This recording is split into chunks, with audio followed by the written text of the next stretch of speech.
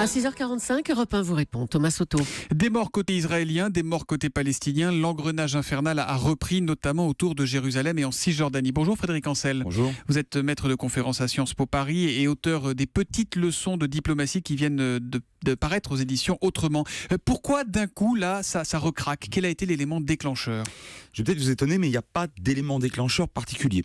Les deux premières intifadas, en 87 et en 2000 respectivement, s'étaient produites un peu de la même manière. C'est-à-dire que il y a eu en 87 un accident, un banal accident de la route qui effectivement avait créé les conditions du déclenchement. Et puis en 2000, c'était les suites de la visite de Sharon sur l'esplanade. Mais à chaque fois, fondamentalement, c'est la désespérance parce que l'absence d'horizon politique. C'est ça, si vous voulez. On va toujours trouver a posteriori quelque chose qui a déclenché. Il faut se souvenir que l'été dernier, il y a déjà eu des meurtres de part et d'autre. Mais fondamentalement, lorsqu'on regarde les espaces et les temps un peu plus longs que le seul moment, en quelque sorte, où il s'est produit peut-être quelque chose, eh bien on s'aperçoit que c'est systématiquement dans les temps où il ne se passe pas de négociation que les violences reprennent et que les extrémistes donnent de la voix. Alors il y a quand même un point commun, c'est l'esplanade des mosquées. On apprend ce matin que la police israélienne va réouvrir l'esplanade des mosquées de Jérusalem aux fidèles musulmans.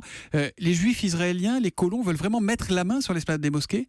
Alors, oui et non. Par un faux paradoxe, dans le judaïsme, a priori, notamment dans le judaïsme orthodoxe, vis-à-vis des rabbins les plus orthodoxes, ceux qu'on appelle les hommes en noir, eh bien, des juifs ne doivent pas, au contraire, monter sur cette esplanade. Pourquoi? Parce que c'était l'esplanade du mont du Temple. Autrement dit, le Temple détruit par les Romains en 70, les vestiges, en tout cas, qui sont censés se trouver là, sont saints, sont sacrés. Donc on ne foule pas, on ne marche pas sur le Temple. Mais ceux qui sont plus nationalistes que religieux en quelque sorte, donc effectivement un certain nombre de colons de Cisjordanie, eux considèrent que ça ce sont des vieilleries et qu'au contraire il faut effectivement se réapproprier l'espace sacré. Hier matin, Danny Cohn-Bendit nous donnait son sentiment sur Europe 1. Il disait que la dimension religieuse, juifs contre musulmans, était en train de prendre le pas sur la dimension territoriale. Vous partagez cette analyse ou pas? Oui, dans une large mesure. Ou je dirais plus précisément qu'il y a instrumentalisation du religieux au profit du politique. Alors c'est pas nouveau, et puis les Israéliens et les Palestiniens l'ont pas inventé ça. C'est d'ailleurs une spécialité proche et moyen-orientale, et pas seulement. Mais effectivement, encore une fois, j'y reviens, à chaque fois qu'il y a absence d'horizon politique, il y a absence de négociation,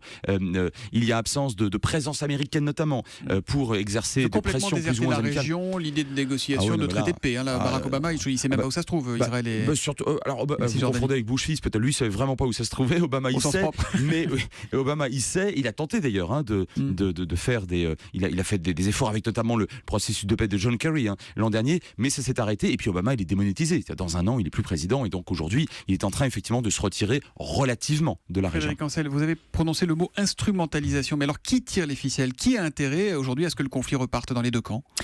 Alors certainement pas les gens au pouvoir. D'abord parce que Netanyahou voit son économie, qui a été réélue assez largement il y a quelques mois de cela, voit son économie fonctionner très correctement. La croissance en Israël tient bon, et depuis une bonne dizaine d'années. Et puis il n'y a pas d'attentat, ou quasiment pas d'attentat, en tout cas jusqu'à ces derniers mois. Par conséquent, il n'a pas intérêt à voir un véritable regain de tension prévaloir. Quant à Mahmoud Abbas, lui, il est littéralement abandonné par la Ligue arabe, ce qui reste de la Ligue arabe. Parce il tient encore quelque chose, Mahmoud Abbas? Alors non seulement il tient quelque chose, mais il tient l'essentiel des villes de Cisjordanie depuis 10 ans, depuis la mort donc naturelle de son prédécesseur Arafat.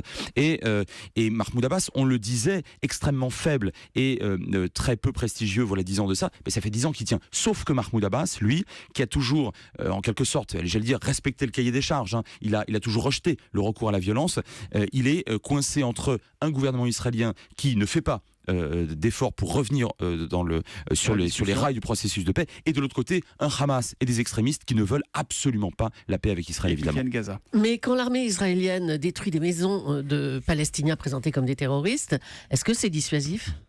A priori, ce n'est pas dissuasif, et vous savez qui est-ce qui le dit? C'est l'armée israélienne elle-même. C'est-à-dire qu'il y a eu un rapport publié il y a quelques semaines de cela, disant qu'en réalité, cette mesure, qui d'ailleurs date du mandat britannique, qui s'est arrêté en 48, donc c'est pas nouveau, fondamentalement n'est pas si dissuasif que ça, et c'est la raison pour laquelle depuis quelques années déjà, au fond, soutenu par la Cour suprême, les gouvernements israéliens avaient plutôt abandonné cette pratique. J'ai une dernière question, Frédéric Ancel. Évidemment, tout ça s'inscrit dans un contexte régional extrêmement compliqué. On entend dire que Daesh, l'organisation État islamique, aurait commencé à s'implanter à Gaza. Est-ce que c'est le cas? Est-ce que Daesh a des vues sur les territoires palestiniens? Eh bien, la réponse est oui, et c'est même la raison pour laquelle le Hamas a demandé à Israël, et obtenu d'ailleurs d'Israël, voilà quelques mois de cela, une trêve de long terme. On s'est demandé pourquoi. Eh bien, la raison, c'est que le Hamas craint, comme la peste, la pénétration sur son petit territoire dont il dispose, vous avez raison de le rappeler il y a un instant, de la bande de Gaza, la pénétration de Daesh, dont les objectifs sont très différents de ceux du Hamas, et qui est plus violent encore que le Hamas Donc, il peut y palestinien. avoir une alliance objective entre Israël et le Hamas sur cette question-là. Alors, c'est ce qui se passe aujourd'hui, de façon extrêmement ponctuelle et